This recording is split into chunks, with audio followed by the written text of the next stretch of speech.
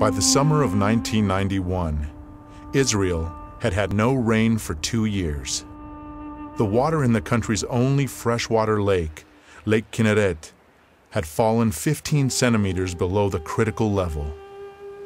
Then, 10,000 Israelis gathered at the Wailing Wall to pray for rain. On the third day, rain came down on the country in torrents. Many people explain this fact as a simple coincidence. Belief in coincidence is neither scientific nor religious. From a scientific standpoint, there is scientific determinism, while from a religious standpoint, there are things that are done which have an influence on the outcome. Coincidence is a way in which people try to escape bearing any responsibility.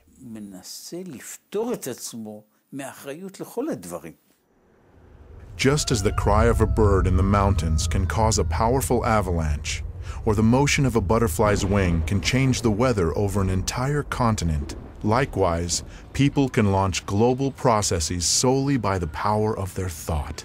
Und das ist keine Übertreibung, sondern jeder, der sich mit Chaostheorie beschäftigt, weiß das. And that is no exaggeration. Not a single scientist who is familiar with systems theory doubts that. It is entirely a question of waiting for a moment when the system is in a state of instability. In a phase of instability, the motion of thought alone is sufficient for the system to start to change. Und es kommt zum Wechsel eines ganzen Systems. I do not always see it. When my own mistake or sin comes back to me in another guise, although essentially it is a single unit, whatever it is that I did wrong returns to me, not as punishment, but as a result. With all the abundance of water on the planet, less than 1% of it is available fresh water.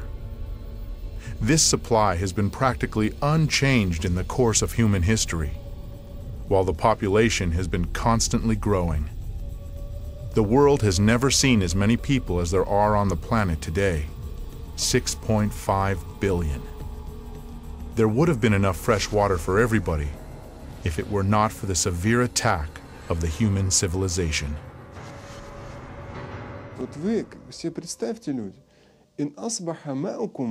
Look, imagine, if there will simply not be any water, that it will go away deep underground.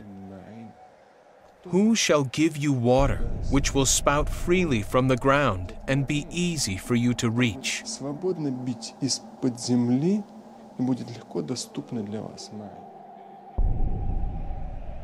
Today, more than 1 billion people of the earth lack access to safe drinking water. Over 5 million people, half of them children, die from this reason each year. This is 10 times more than perish from wars each year. If this problem is left unsolved, water may become a source of international conflict in the 21st century. Already now, it is gradually attaining the status of a base resource, which is beginning to figure in the political dialogue among countries and peoples.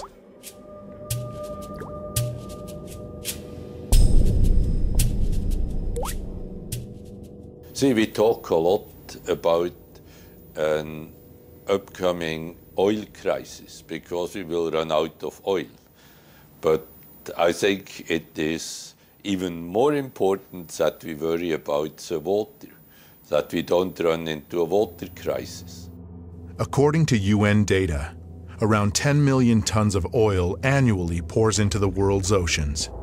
Along the U.S. Atlantic coast are buried 90,000 containers of radioactive waste with 100 kilocuries of activity, while the European part has 500 kilocuries.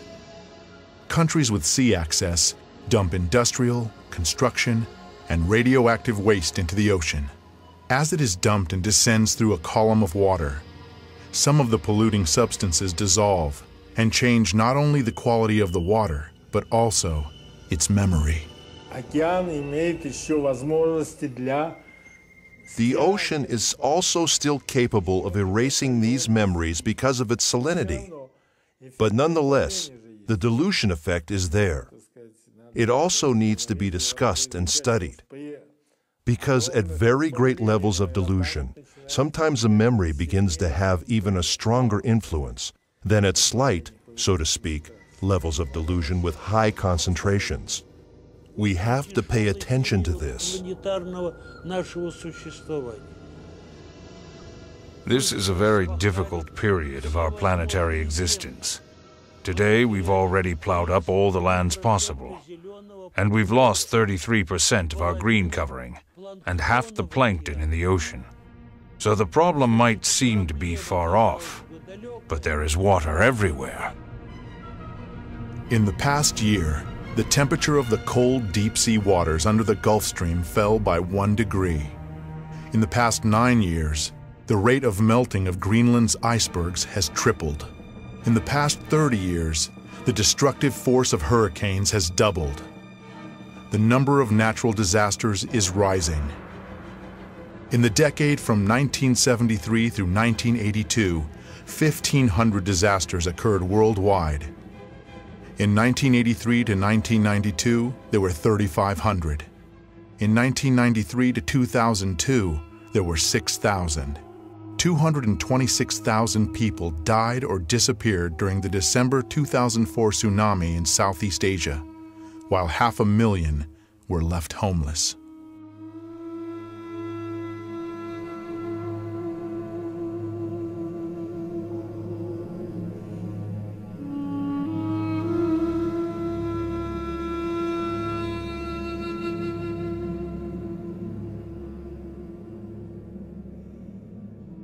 The October 2005 flood in Europe left 200,000 people homeless. Over 1,300 people died during Hurricane Katrina in August 2005. 1 million people were left homeless.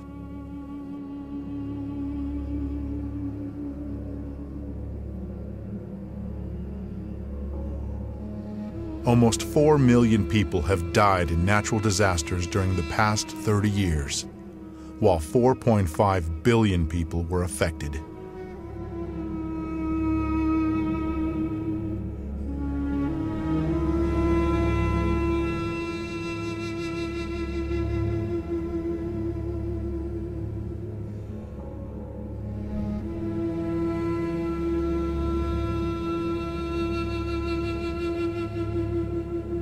Если спросить сегодня простого человека на улице, If you ask the ordinary man on the street today whether or not man and human activity are to blame for the increased number of hurricanes on the planet and their increased destructive force, I think that every other person will say yes, this is a consequence of human activity. это следствие человеческой деятельности.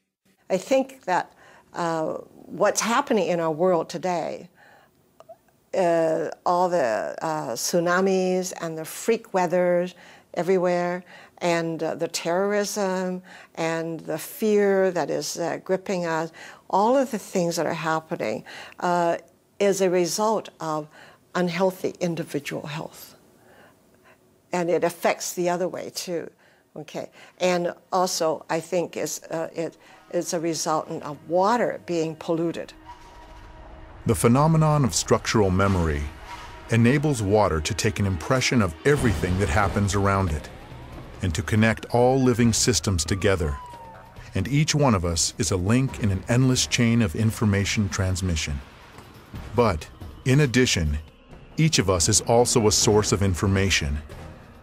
Every one of our actions, a thought, an emotion, an uttered word, separates from us and becomes part of the overall energo-informational environment.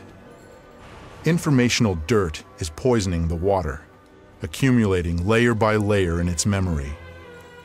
If that process were to continue endlessly, the water could, in essence, lose its mind.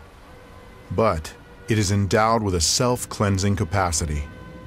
This occurs at the moment of phase transition, when it vaporizes, and then condenses and falls as rain, or when it freezes and then melts.